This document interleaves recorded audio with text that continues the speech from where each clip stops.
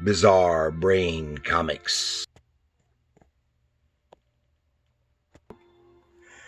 Hello, my comic book friends, and welcome to Bizarre Brain Comics. I am Gary, your host.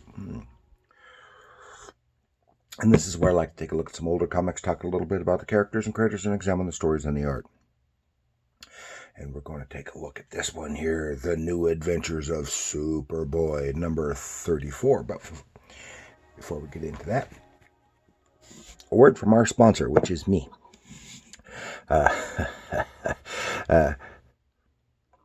Telling you, in case you haven't watched the previous episodes, or my new comic book, Bizarre Brain Comics Anthology, is now available on Amazon, from Amazon. Yeah, $7.99. You get some humor, gags, and some adventure stories, all in one book. Just go to Amazon, type in Bizarre Brain Comics, that comes right up. And my friends who have ordered it, they've got theirs already. I still don't have my copies yet, but they are coming. So please do me that favor if you like my channel. That would help me a whole lot. Then we have Superboy, The New Adventures of Superboy. This is Volume 3, number 34, from 1982. It was written by Bob Rozakis, with pencils by Kurt Schaffenberger, inks by Frank Chiaramonte, and coloring by Jerry Serpe. And the title of this story is Beware the Yellow Peri. And that title is a reference to the old. I mean, the title is derived from that, but it has nothing to do with the old anti-Asian sentiments from a century ago. And they're called the Yellow Peril. It has nothing to do with that, but that is simply where the title is derived from. It has this nice dynamic cover illustration by Ross Andru and Joe Giacola. Giacola did the cover. And then, of course, the interior art, as I said, is done by Kurt Schaffenberger, and he goes way back. He was one of the artists at Fawcett that worked on the Shazam family, the Marvel family comics for Fawcett back in the 50s, and then again worked with Captain Marvel's Shazam in the 70s when DC picked it up. And in the meantime, there he had done some bunch of Lois Lane stuff and Jimmy Olsen stuff, Superman family stuff, a lot of Superboy, a lot of Superman. Most of his stuff was oriented towards that. And he even did, of course, his style is somewhat cartoonish, very, very nice style, but it was reminiscent of the art from Fawcett from the 50s. But one of the most real illustrative things I had seen Schaffenberger do was a miniseries in the 80s involving, it was just called Smallville, which predated the TV show Smallville, but it was about Jonathan Kent, young Jonathan Kent, and Martha Clark when they were young and before they were married. And that was more illustrative, but still, you could still clearly see Kurt Schaffenberger's art style in there. And I have a little look through here, and there you can see splash page showing a book, comet, and the eerie script for the title. And it starts off with young Clark Kent and Lana Lang walking to school. They see talking about tests coming up and studying and all that high school kid stuff. And Lana sees a billboard for a carnival arriving next week. Then during class, during the test, some horrible sound that only Superboy's super hearing can pick up disturbs him. He sees a cloud of locusts descending on a farm. He rushes through the tests and takes off to go save the day, but it doesn't quite work that way. He uses his super breath, his powers, his everything. Nothing works against these locusts, and that's a really nice detailed illustration there of a grasshopper, which is a locust.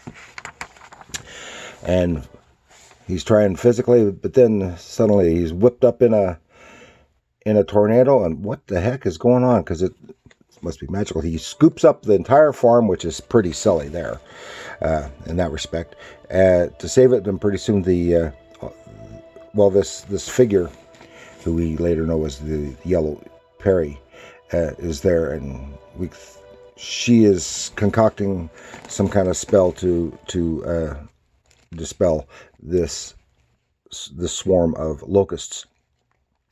And Superboy returns the farm to the ground, and all that you see, that's pretty silly. He just scoops up the whole thing. That's silly.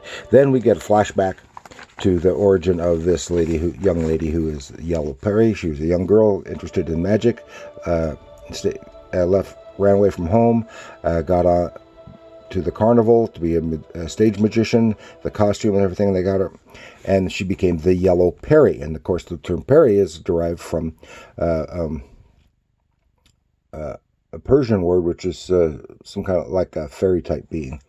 And then we see that she come upon the book of magic, which had real magic spells in it, and with that popped up an imp from the fifth dimension, like Mr. Mixie-Spitalik, except this one is in the form of a teddy bear.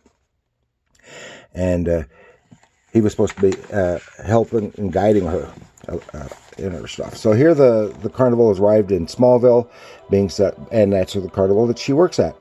And they're having a problem. The generators won't be up for the lights that night, and so she comes up with a way of keeping it light, but it backfires. The comet appearing out of nowhere, going to smash into Smallville. Superboy comes to the rescue. Boom! But it baffs him because it's magical. He is vulnerable, and there he finally sees Yellow Peri right there. Knows nothing about her, and she dispels the comet, and then she fades away. Then she's been trying to help use the magic power for good, but everything seems to backfire. And then Clark is baffled by all that's going on, and here with the last page of the story, he's looking for clues that has no clue to what's going on. While right there is the bill for the carnival. Meanwhile, Yellow Peri is talking with her little imp friend, and they're said, well, Superboy, he's the one who gets in causing all these problems with you, which is not true. And then we see, well, her back is turned. Oh, he really is not the good little guy she thinks he is. But it's continued next issue, unfortunately. And I don't have the next issue to follow up on the story. But eventually, things work out. The imp is defeated. Peri loses her powers and loses her memory of ever being the Yellow Peri until sometime later. There's an adult Superman story when she pops up again.